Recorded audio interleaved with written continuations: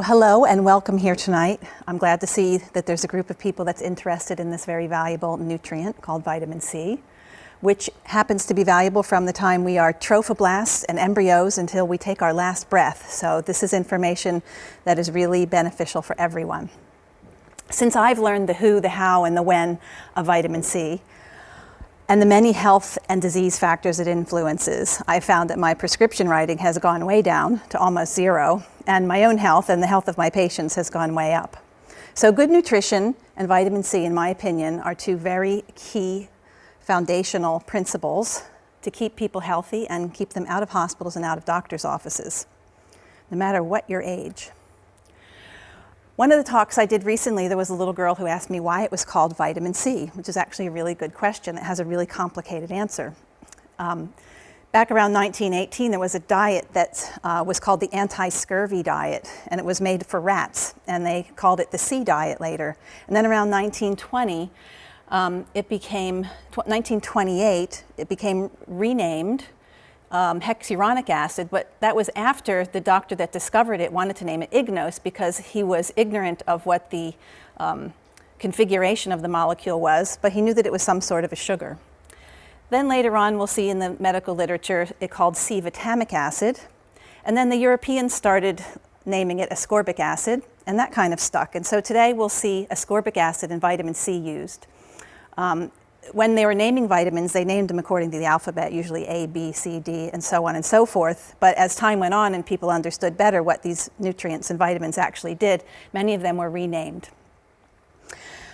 Animals use 4 sequential liver enzymes that are numbered here, 1, 2, 3, and 4, to convert glucose into another chemical down here that has a fancy name that is 2-keto-L-gulonolactone. And then that spontaneously shapeshifts into what is known as vitamin C, or L-ascorbic acid. The reason that humans and some primates and some bats are unable to make our own is because that enzyme right there is non-functional in us. That enzyme is called L-gulonolactone oxidase, for anybody who cares. There are different concentrations of vitamin C in different parts of the body. It's very highly concentrated in the adrenal gland, in the pituitary, the eye, the brain, the kidney, the heart, and skeletal muscle. So there are animals that make their own vitamin C. So let's have a look at the amount that they make. A cow, for instance, will make 18 milligrams per kilogram per day. And that means that their daily total is around 12,000 milligrams that they make in their own bodies, and then they get a lot from what they're eating around them. Then there are cats. The average house cat makes around 20 to 40 milligrams per kilogram of vitamin C per day, and their daily total is around 180 milligrams. And then if they're eating any mice, they're getting more because live animal tissue also has a good degree of vitamin C in it. Then there are animals that are dependent on vitamin C, like us and primates and some guinea pigs. And so primates eat in the wild about 30 milligrams per kilogram per day for an average of about 4,500 milligrams in a day. A guinea pig, whether it's wild or in a lab, requires around 33 milligrams per kilogram per day for about 30 milligrams total. Then there are goats. Goats tend to make a lot of vitamin C, and they tend to very rarely get sick. 185 milligrams per kilogram per day is the average synthetic rate of a goat when they're healthy. And when they're stressed or they're sick, they can make several-fold more than that, up to 100,000 milligrams per day. Then there's me, and I make none of my own vitamin C, and the recommended dietary allowance for me is about 75 milligrams per day. If I was a smoker, we could add 35 milligrams per day onto that, and that gives me around 1.2 milligrams per kilogram per day, which is what the National Institutes of Health say I will remain healthy on. When you consider that one cigarette consumes about 25 milligrams of vitamin C and that the recommended dietary allowances only allow for 35 extra milligrams, you can see that a smoker, just by virtue of smoking a few cigarettes a day, would be depleting their vitamin C stores very rapidly. So the recommended daily allowance for human beings is rather ridiculous, whether you're considering how much you get in food or what you're supplementing. It's just simply not enough. The determination of this recommendation for humans was made on a very small group of healthy adult male volunteers. And there's a doctor named Dr. Steve Hickey who has written about the numerous flaws in this National Institute of Health recommended dietary allowance and their analysis. So while the medical authorities think that 75 to 90 it's 90 milligrams per day, by the way, if you're a male, 75 if you're a female. So while the medical authorities think that 75 to 90 milligrams per day is sufficient for humans, the question is, what are the actual blood levels in people that are walking around out there? Well, when a group of people considered normal had their blood tested, this was the result. Now, these were people that were going to have blood tests in an outpatient medical center. And what they measured on them was that 84% of them were considered normal. And what they considered normal was a level greater than 28.4 micromoles per liter. Well, I don't consider this normal because I know that the average male, if they eat 2 kiwi fruits per day, can get their level up to around 70 in the skeletal muscle. They found that 13% were subnormal, less than 28.4, and that this small percent, 3%, were outright deficient and on the borderline of scurvy with 11.4 micromoles or less. This study calls to question the nutrition of these people and the utilization of vitamin C in their bodies by processes that they may not even be aware of. It also shows that they don't have much reserve if they should need to deal with toxins or illness. In the same study, 21% of patients who were admitted into the hospital were considered normal by their low standards. Right there. 19% were deficient and 60% were subnormal. Now this is because low vitamin C levels make us susceptible to illness, and it's because illnesses consume large amounts of vitamin C. The graph on the bottom right here shows hospitalized patients in the black bars, and it shows the outpatients in the white bars with the percentage of patients that had these various levels in micromoles per liter. There's a predictable overlap between them, and you can see that some of them actually did hit levels up around 100 to 150, and some of them were supplementing.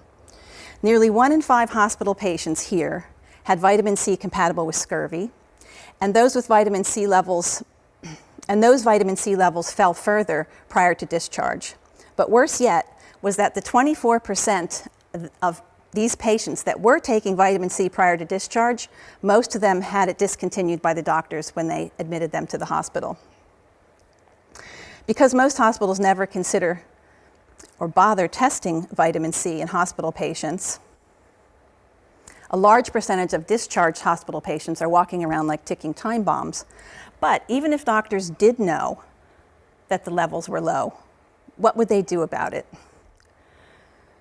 One doctor who practiced medicine in the 1950s had a rather snarly comment about his colleagues when he said that there are some physicians who would stand by and see their patient die rather than use ascorbic acid because in their finite minds it exists only as a vitamin. This was Dr. Frederick Klenner, and he was an outstanding physician in the 1950s, and he wrote many articles detailing his successful use of vitamin C for tetanus, for polio. He cured 100% of his polio cases with vitamin C, for snake bites and spider bites, for measles, as well as other infectious diseases. He also wrote about his use of high-dose vitamin C during pregnancy and prior to delivery, and most of his articles are actually available online for free. Dr. Klenner understood the values and properties of vitamin C very well because it was an indispensable part of his medical practice. He proved that vitamin C was more than just a vitamin. Some New Zealand doctors have shown that New Zealanders are walking around with vitamin C levels that are clinically subnormal, and that it's easy to bring the level of vitamin C down and to bring it back up with just a little bit of fruit. These were a group of men in their 30s, and you can see they started out with levels of vitamin C that were pretty borderline. They were around 28 to 42, I believe, was the range. And then they asked them to cut down on foods that had vitamin C and not to take any supplements for about 5 weeks, and the levels dropped, pretty low, around 23. Then this group here, they asked to consume 1/2 of a kiwi fruit per day, and this group up here, they asked to consume 2 kiwi fruits per day. And you can see that the levels were markedly higher than what they were finding in those outpatients or those hospital patients on average, 50 for the 1/2 kiwi fruit and 70 for the 2 kiwi fruits. So if everyone ate a minimum of 5 fruits and vegetables per day, their levels could be presumably even higher than this. You can divide the need for vitamin C in 2 categories. their everyday needs, such as detoxifying chemicals like car fumes, preventing damage from environmental sprays or from any poison, because vitamin C acts as an electron donor to fix the damage. Vitamin C is an antioxidant. It can also protect people from pollen and allergies by acting as an antihistamine. There are other states that have high histamine levels that are also problematic. Medical literature shows that when there are high histamine levels, there are low vitamin C levels, and when there are high vitamin C levels, there are low histamine levels. And this change happens very rapidly after taking a dose of vitamin C. So any state where the blood vessels or the lymphatics are leaky can potentially be ameliorated by vitamin C supplementation. Vitamin C also keeps your bones and skin and neurotransmitters in working condition. It maintains hormones at steady levels. It's a cofactor for carnitine, which is a protein that shuttles fat into the mitochondria, which is where most of the energy of our body is produced. And so that means you can have lots of energy to run around the block, and so fat doesn't accumulate where it doesn't belong and become toxic or deadly.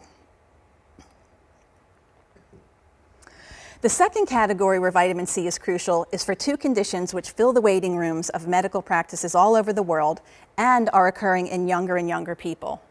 These two medical conditions filled my waiting room as a nephrologist, a kidney specialist, because kidney disease is often preceded by these two problems. Diabetes, both types 1 and 2, are becoming worldwide epidemics and are both largely preventable. Diabetics have more inflammation and lower vitamin C than non-diabetics. Vitamin C has also been shown to help with every aspect of glycemic control, and high levels of oxidative stress drive the progression of diabetes and its complications. We know that glucose handling is improved with vitamin C. Insulin sensitivity, production, and release are improved with vitamin C.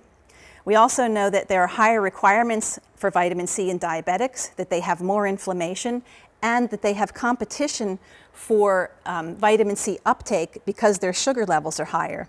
And this is a problem even if you're eating a lot of sugar in your diet while you're taking vitamin C, because sugar and vitamin C are both taken in at the same receptor on the cells. An insulin injection will also lower vitamin C. It's an inflammatory injection.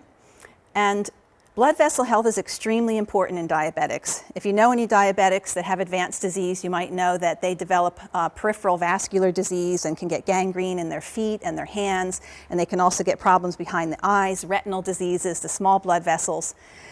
Because when the sugar is elevated and there's all that inflammation, new blood vessels tend to grow and the old ones are diseased. Well, vitamin C can actually have a very beneficial effect upon the problem with blood vessels in diabetics.